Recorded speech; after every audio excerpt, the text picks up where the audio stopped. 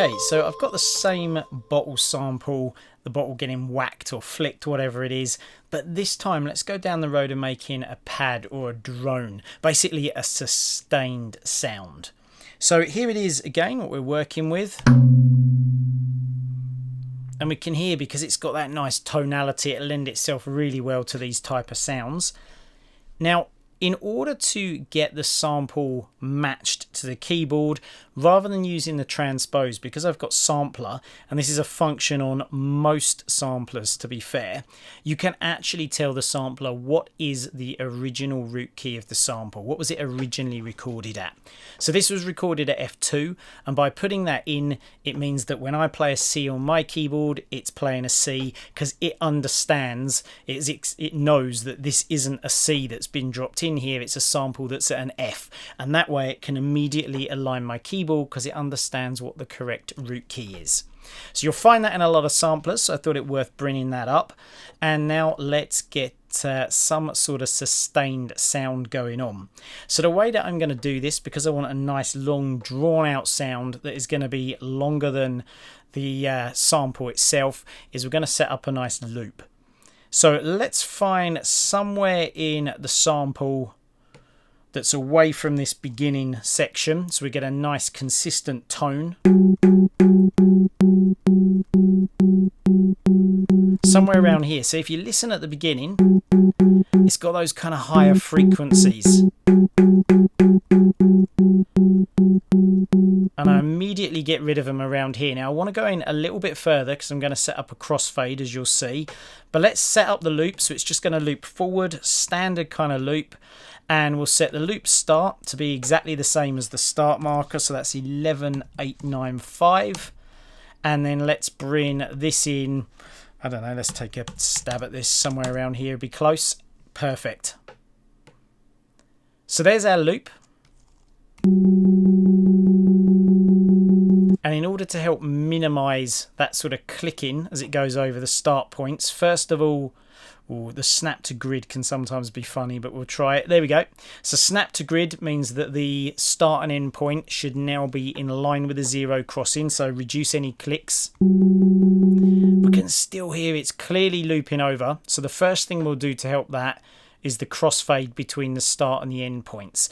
Now I need to be careful, because the further I go here, we'll start getting those high frequencies in again. Hear them sneaking in, kind of sounds like a hi-hat at the beginning.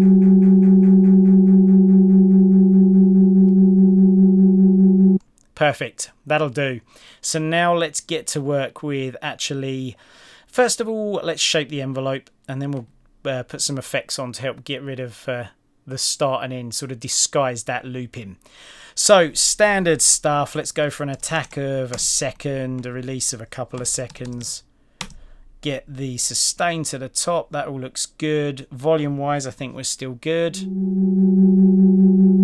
Turn it up a little bit. So it's now fading in and out. It's probably a bit too quick for me. Let's go for 2 on the attack and 3 on the release.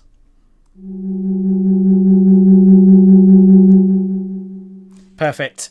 Effects time. Start with the ping pong and follow that with a reverb. And this will help add a nice kind of airy feel to the sound and disguise that loop start and end point. I want to go with something that's nicely locked into the tempo, so 2/16 and 1/8 is much more locked in. We'll let the top frequencies in. Feedback looks, that probably is about fine. We'll run with that, no problem. And then for the reverb, let's crank up the dry wet, maybe somewhere around 60% will do. That probably looks good. I'll take some of the higher frequencies out of the tail, and I think we're good to go. Let's have a listen.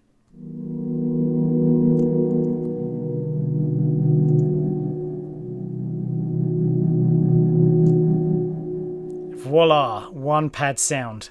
Like it. I'm going to bring the release in a little bit, overlapping a bit too much for my taste, and let's start playing with the filter a little bit as well.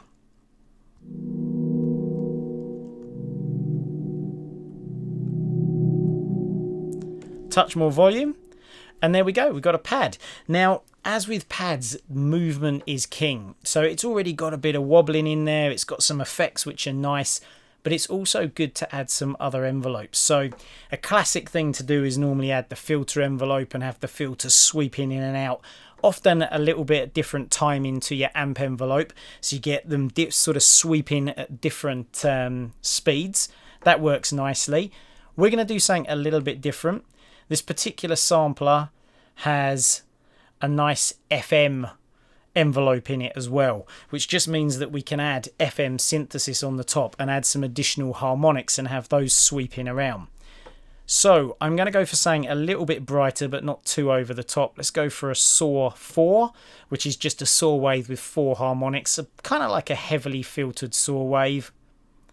And let's start by just getting a feel for what this is going to do to the sound. Nice.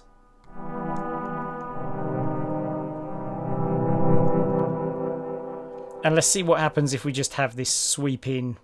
Let's go a little bit longer. Let's maybe go for 5 seconds. I think we're 2 seconds, aren't we, on the envelope? And that's probably going to be fine as it is, to be fair. Let's try this.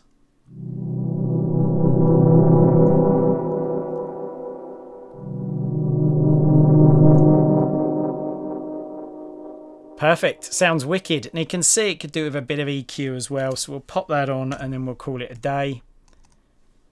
Let's get some of the low end out of here. And maybe shelve down the tops a bit.